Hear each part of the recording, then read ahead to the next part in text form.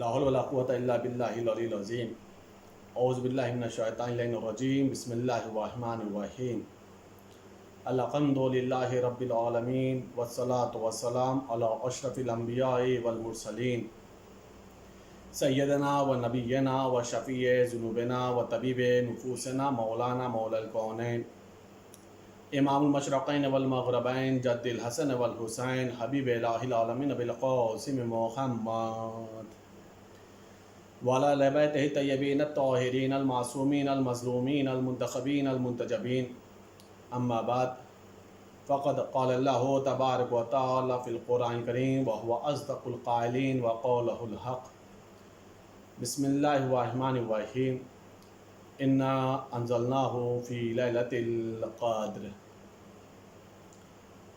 محترم ناظرین اکرام و سامعین اکرام،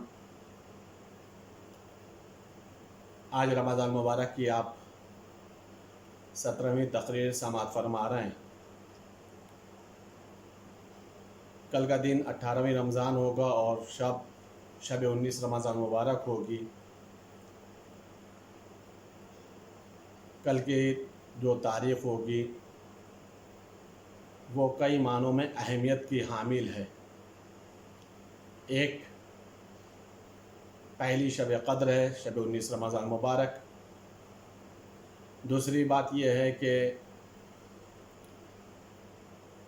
شب ذروت امیر المومنین ہے۔ میں نے یہ سوچا کہ آج کی شب میں شب قدر کے سلسلے سے تھوڑی سی گفتگو کر لوں، تاکہ کل انشاءاللہ تعالی ذروت امیر المومنین کی مناسبت سے مجلس عزا ہوگی، لہذا چند مسائل، چند معروضات شب قدر کے سلسلے سے آپ لوگوں کو ہدیہ سماعت کر رہا ہوں۔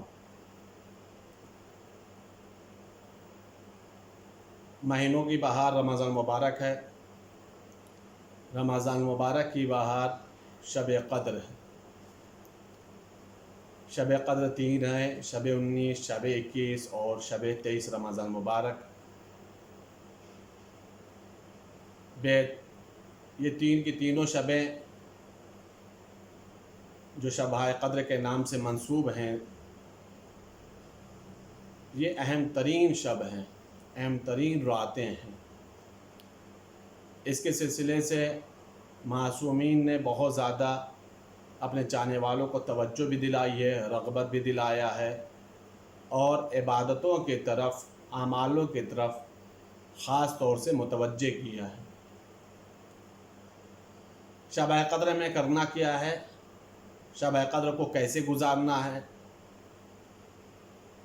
یوں تو پورا رمضان مبارک توبہ اور مغفرت کا مہینہ ہے، بخششوں کا مہینہ ہے، لیکن جو شب قدر ہے یہ 1000 مہینوں کی راتوں سے افضل ترین شب ہے۔ اس رات کے لیے چند اعمال مخصوص ہیں۔ پہلی بات تو یہ ہے کہ شب قدر میں انسان غسل مستحب قرار دیا گیا ہے۔ رات کے پہلے حصے میں، ابتدائے رات میں انسان اگر غسل کرتا ہے پہلے حصے میں تو اس کی بہت زیادہ تاکید کی گئی ہے، اور یہ وہ مستحبی غسل ہے کہ جس غسل پر انسان نماز بھی پڑھ سکتا ہے، اعمال انجام دے سکتا ہے، وضو کی ضرورت نہیں ہے۔ جیسے غسل جمعہ ہے، اسی طریقے سے شب 19، شب 21 اور شب 23 کا بھی غسل ہے، مستحب غسل ہے۔ اس غسل کے بعد انسان کو نماز کے لیے وضو کرنے کی ضرورت نہیں ہے جب تک کہ غسل باطل نہ ہو جائے۔ اس رات کے لیے 2 رکعت شب قدر سے منسوب شب قدر کے لیے نماز ہے، اعمال شب قدر سے متعلق۔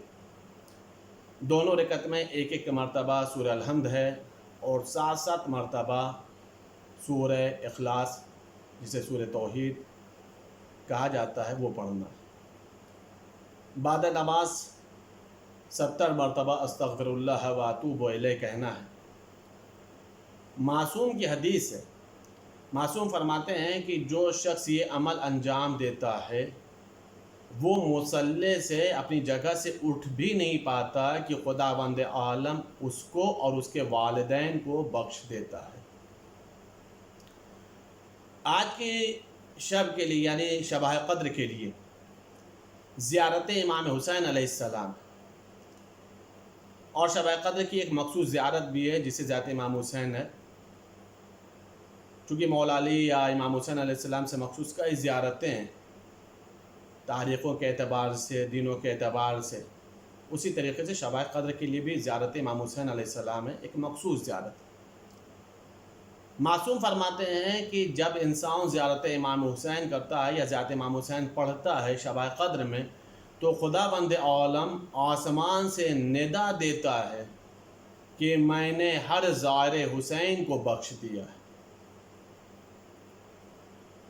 شبہ قدر اس شب کو کہتے ہیں کہ جس شب میں خداوند عالم نے قرآن کریم جیسی عظیم کتاب کو نازل فرمایا ہے۔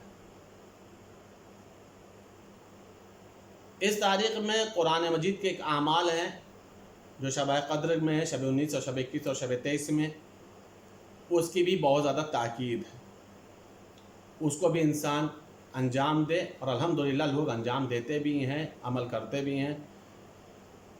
شبہ قدر ان راتوں میں شمار ہے کہ جن رات میں خداوند عالم لوگوں کے مقدر کو سنوارتا ہے، لوگوں کی تقدیروں کو بناتا ہے، لوگوں کی تقدیروں کو لکھا جاتا ہے۔ حج میں جانے والوں کے نام لکھے جاتے ہیں کہ جن لوگوں کو حج میں جانا ہوتا ہے۔ اس تاریخوں میں ان شبہ قدر میں خداوند عالم سال بھر کے امور، سال بھر کے رزق، سال بھر کے روزیوں کو معین کر دیتا ہے۔ دعاؤں کے فقرات میں بھی یہ فقرات موجود ہے کہ میرے معبود تو ہم لوگوں کے لیے وہ چیزیں پسند کرنا جو تو نے محمد وآل محمد کے لیے پسند کیا ہے، انہی چیزوں کو تو ہم لوگوں کے لیے بھی پسند کرنا۔ یہ انسان کو چاہیے کہ شبہ قدر میں خاص طور سے دعائیں کرے، اور جن چیزوں سے تو نے محمد وآل محمد کو محفوظ رکھا ہے میرے معبود ان تمام چیزوں سے ہم لوگوں کو بھی دور رکھنا۔ یہ خاص دعائیں ہیں شبہ قدر کے لیے، اس لیے کہ ظاہر سی بات ہے اللہ کی نگاہ میں اہل بیت سے زیادہ متبارک کوئی ذات نہیں، اور وہ برکتیں جو اللہ نے اہل بیت سے مخصوص کی ہیں اگر اس کا ایک قطرہ، ایک ذرہ بھی مل جائے تو خداوند عالم کی بارگاہ میں ہم سرفراز ہو جائیں، ہم کامیاب ہو جائیں، ہم فلاح پا جائیں، اگر اللہ نے ان برکتوں کے ساتھ ہم لوگوں کو بھی شامل کر لیا۔ ان راتوں میں شبہ قدر میں، چاہے وہ شب 19 ہو، چاہے شب 21 ہو، چاہے وہ شب 23 ہو، ان شبہ قدر میں انسان کو زیادہ سے زیادہ استغفار کی تاکید کی گئی ہے، دعاؤں کی، توبہ کی، مغفرت کی تاکید کی گئی۔ معصوم فرماتے ہیں کہ اگر کوئی انسان شبہ قدر میں استغفار کرتا ہے، اللہ سے توبہ کرتا ہے، تو خداوند عالم اس کی توبہ کو قبول کر لیتا ہے، اس کے گناہوں کو بخش دیتا ہے۔ اب اس کے ساتھ 3 لفظیں ہیں، اس 3 لفظوں کو آپ محسوس کریے۔ ایک چیز ہوتی تعداد، ایک چیز ہوتی ہے بھار وزن، اور ایک چیز ہوتی ہے وسعت۔ معصوم نے، 5ویں امام نے یہ تینوں لفظوں کو استعمال کیا ہے۔ مطلب کیا ہے؟ کچھ گناہ وہ ہوتے ہیں جو تعداد میں بہت زیادہ ہوتے ہیں، انسان شمار نہیں کر پاتا کہ ہم نے کتنے گناہ کیے ہیں، تو پھر آخر میں وہ کہہ ہی دیتا ہے کہ ہم سے شمار نہیں ہو رہا، لا تعداد ہم نے گناہ کی۔ ایک یہ ہوتا ہے کہ گناہ کم کیا ہے، لیکن ان کم گناہوں میں بھی کوئی ایک ایسا گناہ ہے جو بہت ہی زیادہ سنگین ہے، بہت ہی زیادہ وزنی ہے، بہت ہی زیادہ بھاری ہے۔ اور ایسی بہت ساری آپ کو روایتیں بھی ملیں گی جو معصوم کے پاس ایسے گنہگار آئے ہیں، تو آخر میں معصوم نے ایک جملہ کہا، یہ بتا تیرا گناہ بڑا ہے یا اللہ کی رحمت بڑی ہے؟ تو سامنے والے گنہگار نے کہا، نہیں مولا، اللہ کی رحمت بڑی، میرا گناہ چھوٹا ہے۔ لیکن بہرحال اس گنہگار کو یہ پتہ ہے کہ کوئی گناہ ایسا بھی ہے، چند گناہ ایسے بھی ہیں کہ جو بہت ہی زیادہ سنگین ہوتے ہیں، بہت زیادہ وزنی ہوتے ہیں۔ تو ایک چیز ہوئی کہ تعداد بہت زیادہ ہے، ایک یہ ہے کہ گناہ ہے اور بہت ہی زیادہ سنگین گناہ ہے، بہت ہی زیادہ وزنی گناہ ہے، اور تیسری ایک چیز یہ ہے کہ بہت ہی زیادہ وسیع گناہ ہے، پھیلا ہوا گناہ۔ پانچویں امام نے شب قدر کے استغفار کی فضیلت میں یہ تینوں لفظوں کو استعمال کیا ہے۔ پانچویں امام فرماتے ہیں اگر کوئی انسان شب قدر میں استغفار کرتا ہے، توبہ کرتا ہے، اللہ سے مغفرت طلب کرتا ہے، تو خداوند عالم اس کے تمام گناہوں کو بخش دیتا ہے۔ اب اس کے بعد پانچویں امام نے تعداد رکھی ہے، چاہے وہ آسمان کے ستاروں کے برابر کیوں نہ ہو۔ تعداد سمجھ میں آیا؟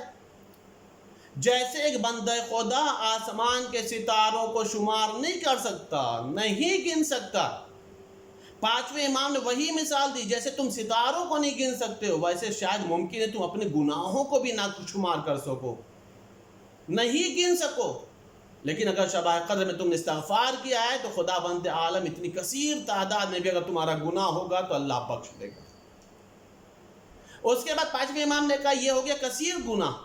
اب کہا اگر سنگین گناہ ہے، وزنی گناہ ہے، بھاری گناہ ہے، ایسا گناہ ہے کہ جو تمہاری نگاہ میں بہت ہی زیادہ بھاری لگتا ہے، اتنے بڑے گنہگار ہو، اتنا بھاری گناہ کر دیا، تو پانچویں امام نے دوسری چیز رکھی ہے بھاری گناہ کے سلسلے سے، کہا اگر تمہارا گناہ پہاڑ کی طرح بھاری ہی کیوں نہ ہو، خداوند عالم اس گناہ کو بھی بخش دے گا۔ تیسری چیز وسعت، پھیلاؤ، بہت ہی زیادہ پھیلا ہوا گناہ۔ اور یہ پھیلے ہوئے گناہ کے لیے میرے پاس بھی کوئی ایسا جملہ نہیں ہے، کوئی ایسا سینٹنس نہیں ہے جو میں سمجھاؤں، لیکن بہرحال ایک جملہ سمجھ میں آ رہا ہے، شاید ہو سکتا ہے میں اپنے ناظرین کو سمجھانے کے لیے کہہ رہا ہوں، ممکن ہے کہ میں اپنی بات پہنچا سکوں اور سمجھا سکوں کہ گناہ ہوتا ہے لیکن ممکن ہے کہ وہ گناہ پھیل گیا ہو، وسیع ہو گیا ہو۔ کیا ہو گیا؟ کوئی چیز تم نے ایسی تعمیر کر دی ہے جس سے لوگ گمراہ ہوتے ہوں، ایسی بنا رکھ دی، ایسی بنیاد رکھ دی ہے، تو جب تک وہ چیز رہے گی اور لوگ گمراہ ہوتے رہیں گے، چونکہ بنا تم نے رکھی ہے، بنیاد تم نے رکھی ہے، ان گنہگاروں کی گمراہی کا سبب تم بنو۔ ایک تو یہ بات سمجھ میں آتی ہے۔ دوسری ایک بات یہ سمجھ میں آتی ہے کہ مثال کے طور پر انسان نے کوئی گناہ کیا لیکن اس نے اپنے گناہوں پہ چند لوگوں کو گواہ بنا دیا، فخریہ کہنے لگا میں نے یہ گناہ کیا، یا چند لوگ شریک ہو کر کے وہ گناہ کو انجام دینے لگے، تو ظاہر سی بات ہے جتنی بات پھیلتی جائے گی اتنا ہی انسان کا گناہ وسیع سے وسیع تر ہوتا چلا جائے۔ پانچویں امام نے پہلے تعداد کی مثال دی، ستارے کی، اس کے بعد ایک دوسری مثال دی سنگین کے پہاڑ کے سلسلے سے، اور تیسری مثال دی کہ اگر تمہارا گناہ وسعت رکھتا ہے، وسیع ہے، تو بھی خداوند عالم بخش دے گا۔ اب اس کی جو مثال دی، چاہے وہ سمندر کی طرح وسعت کیوں نہ رکھتا ہو۔ جیسے انسان کو سمندر کی حد نہیں پتہ چلتی کہ کہاں سے شروع ہوا، کہاں پہ اس کا سرا ختم ہو رہا، کتنا گہرا ہے سمندر، کتنا وسیع و عریض ہے سمندر، کسی کو نہیں پتہ چلتا۔ پانچویں امام نے فرمایا اگر تم شب قدر میں استغفار کرتے ہو تو اتنا وسیع گناہ بھی خداوند عالم تمہارا بخش دے گا، چاہے وہ تعداد کے اعتبار سے ہو، چاہے وہ پہاڑ کی سنگینی کے اعتبار سے ہو، یا پھر وہ وسعت کے اعتبار سے، تو خداوند عالم یہ گناہوں کو بخش دے گا۔ یہ شب قدر میں استغفار کی برکت ہے۔ اہم مسئلہ یہ ہے کہ شب قدر ہے کیا؟ شب قدر ہے کیا؟ جب چھٹے امام سے پوچھا گیا مولا یہ بتائے شب قدر کیا ہے، کہا کسی میں وسعت نہیں ہے، صلاحیت نہیں جو شب قدر کی فضیلت کو بیان کر سکے۔ کہا مولا پھر بھی شب قدر کی کچھ تو فضیلت بیان کری۔ مولا نے فرمایا شب قدر اس شب کو کہتے ہیں جس شب میں خداوند عالم نے ہمارے جد امیر المومنین کی ولایت کو نازل فرمایا، یعنی یہ شب مولائیوں کے لیے ولایت اہل بیت سے متمسک ہونے کی شب ہے، اپنے رشتے کو مضبوط بنانے کی شب ہے۔ ولایت محمد وآل محمد کی معرفت کی شب ہے کہ اپنے اندر زیادہ سے زیادہ انسان ولایت محمد وآل محمد کی معرفت پیدا کر سکے۔ اس شب کی نسبت امام زمانہ عجل اللہ تعالیٰ فرجہ شریف سے بھی ہے، اس لیے کہ ہم جس شب قدر کی بات کر رہے ہیں اس کی نسبت خاص طور سے امام زمانہ علیہ السلام سے۔ کیوں؟ اس لیے کہ سورہ قدر میں خداوند عالم ارشاد فرماتا تنزل الملائکۃ والروح فیہا باذن ربہم من کل امر۔ خداوند عالم نازل کرتا ملائکہ کو، روح القدس کو، کس کے اوپر؟ اپنے امر کو لے کر کے نازل کرتا ہے۔ تو ظاہر سی بات ہے جب امر نازل ہوتا ہے تو کوئی صاحب امر بھی ہونا چاہیے، جب امر نازل ہوتا ہے تو کوئی اولی الامر بھی ہونا چاہیے۔ یہ پورے کے پورے ملائکہ جو نازل ہوتے ہیں، یہ جو روح القدس نازل ہوتے ہیں، یہ جو روحیں نازل ہوتی ہیں، وہ کہاں نازل ہوتی ہیں؟ وہ امام زمانہ کے پاس نازل ہوتی۔ یہ عظیم شب ہے، جتنا زیادہ انسان راز و نیاز کر لے شبہ قدر میں، خداوند عالم اس کے مقدر کو سنوار دے گا، اس کے تمام دکھ درد پریشانی رنج و غم کو دور کر دے گا۔ ایک مرتبہ انسان ویسے لو لگائے جو واقعی حق ہے شبہ قدر کا، قسم خدا کی پھر پورے سال اس کو پھر سوچنا نہیں پڑے گا، اس کے پاس کوئی مصیبت نہیں ہوگی، کوئی تکلیف نہیں ہوگا، کوئی رنج و غم نہیں ہوگا۔ ویسے لو لگا لے امام زمانہ سے، ویسے عمل انجام دے شبہ قدر کا جیسے معصوم نے فرمایا ہے، اس خلوص نیت کے ساتھ۔ شبہ قدر کی ایک عظیم فضیلت عرض کر رہا ہوں، اس میں انسان کو محسوس کرنے کی ضرورت ہے۔ پیغمبر اکرم حضرت محمد مصطفیٰ صلی اللہ علیہ وآلہ وسلم ارشاد فرماتے ہیں کہ جناب موسیٰ نے اللہ کی بارگاہ میں مناجات کی، اے میرے معبود میں تیری قربت چاہتا ہوں۔ اب غور کریے، اولو العزم پیغمبر ہیں، اللہ کی قربت کے خواہش مند ہیں۔ کہا میرے معبود میں تیری قربت چاہتا ہوں، کیا کروں؟ کہا شبہ قدر میں شب بیداری کرو، یعنی اگر شب بیداری کرو گے اللہ سے قریب ہو جاؤ۔ کہا میرے معبود میں تیری رحمت چاہتا ہوں۔ کہا موسیٰ اگر میری رحمت چاہتے ہو تو شبہ قدر پر مسکینوں پر رحم کرو، فقراء پر رحم کرو، غریبوں پر رحم کرو، میری رحمت تمہارے شامل حال ہو جائے گی۔ کہا میرے معبود میں چاہتا ہوں میں پل صراط سے آسانی سے گزر جاؤں، عبور کر جاؤں۔ کہا اگر یہ چاہتے ہو تو شبہ قدر میں صدقہ دو، صدقہ دو، آسانی سے گزر جاؤ گے۔ کہا میرے معبود میں چاہتا ہوں کہ تو مجھے جنت میں پھلدار درخت عطا فرما، جنت کی نعمتیں عطا فرما جنت میں۔ کہا شبہ قدر میں میری زیادہ سے زیادہ تسبیح کرو۔ کہا میرے معبود میں چاہتا ہوں میرے اوپر جہنم حرام ہو جائے، جہنم کی آگ ہمارے اوپر حرام ہو جائے، میرے معبود میں کیا کروں؟ کہا زیادہ سے زیادہ شبہ قدر میں استغفار کرو۔ کہا میرے معبود میں چاہتا یہ ہوں کہ مجھے تیری خوشنودی حاصل ہو جائے، تو مجھ سے راضی برضا ہو جائے، مجھے تیری خوشنودی حاصل ہو جائے، کیا کروں؟ کہا شبہ قدر میں شب قدر کی 2 رکعت نماز پڑھو۔ آپ نے محسوس کیا ایک شبہ قدر کو اگر انسان حاصل کر لے، اس کی زندگی میں شبہ قدر آ جائے اور یہ عمل انجام دے، صدقہ دے دے، مسکینوں پر رحم و کرم کرے، فقراء پر رحم و کرم کرے، رات بھر شب بیداریاں کرے، تسبیح و تحلیل میں شب گزارے، استغفار میں رات کو گزارے، تو خداوند عالم کی قربت بھی حاصل ہو جائے گی، خداوند عالم کی رحمت بھی نازل ہو جائے گی، وہ انسان پل صراط سے بھی گزر جائے گا، وہ انسان خدا کا قریب ترین بندہ بھی ہو جائے گا، اس انسان کے اوپر جنت واجب ہو جائے گی، جہنم حرام ہو جائے گی۔ کب؟ اگر انسان شبہ قدر کے ان عمل کو انجام دے، ان چیزوں کو بجا لے آئے، تو خداوند عالم یہ ساری کی ساری چیزیں عطا فرما دیتا۔ بس ایک بات عرض کر رہا ہوں، اس سے اندازہ لگے کہ شبہ قدر کیا ہے۔ شبہ قدر جو 1000 مہینوں کی راتوں سے بہتر ہے، افضل قرار دیا گیا ہے، 1000 مہینوں کی رات سے افضل قرار دیا گیا ہے۔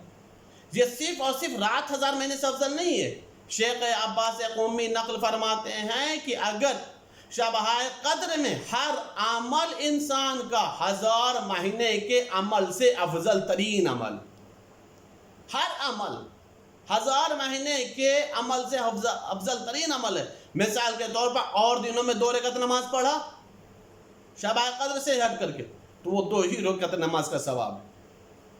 اور دنوں میں 1 تسبیح پڑھی 1 ہی تسبیح کا ثواب ہے. اور دنوں میں 1 صلوات پڑھا 1 ہی صلوات کا ثواب ہے. لیکن اگر شب قدر میں یہ عمل انجام دیا یا ایسے اور بھی حسنات انجام دیے اور بھی کوئی نیکیوں کے کام انجام دیے ہیں تو خداوند عالم کی بارگاہ میں وہ ہر عمل 1000 مہینوں کے عمل سے بہتر قرار پائے گا. خداوند عالم ہم سب کو توفیقات عطا فرمائے کہ شب قدر کے زیادہ سے زیادہ فیض اٹھا سکیں. خداوند عالم ہم سب کو زیادہ زیادہ تسبیحات اعمال انجام دینے کی توفیقات عطا فرمائے. ہم سب کے رزق اور روزی میں برکت عطا فرمائے. میرے معبود شب قدر میں ہم سب کے لیے وہی چیزیں پسند فرمانا جو میرے معبود تو نے محمد والے محمد کے لیے پسند فرمایا ہے. میرے معبود ہم سب سے ان تمام چیزوں کو دور کر دے، ہمارے نامہ اعمال سے گناہوں کو محو کر دے. میرے معبود شب قدر کی برکت سے تمام مومنین اور مومنات کو فیض عطا فرما. میرے معبود ہم سب کو زیادہ سے زیادہ توفیقات عطا فرما کہ شب قدر کی برکتیں ہمارے نامہ اعمال میں اور ہماری زندگی میں شامل حال ہو سکیں. میرے معبود شب قدر کا واسطے میں ہم سب کو رمضان مبارک کی برکت سے حج و زیارات نصیب فرما. جنت البقیع کے روزوں کی تعمیرات کے اسباب مہیا فرما. امام زمان علیہ السلام کے ظہور میں تعجیل فرما. ہم سب کو ان کے اعوان و انصار میں شمار فرما. جو بے اولاد انہیں صاحب اولاد بنا. نسل زہرا میں کثرت عطا فرما. جو بے مکان انہیں صاحب مکان بنا. جو بیمار ہوں میرے معبود رمضان مبارک کے صدقے میں سب کو شفاء کلی عطا فرما. میرے معبود ہم سب کی یہ دعائیں اور سارے مومن اور مومنات کی جتنی دعائیں ہیں میرے معبود سارے مومن اور مومنات کی تمام جائز حاجتیں دنیاوی اور اخروی کو بجا لیا، سب کو قبول فرما. اللہم تقبل منا انک انت السمیع العلیم بحق محمد وآلہ الطاہرین.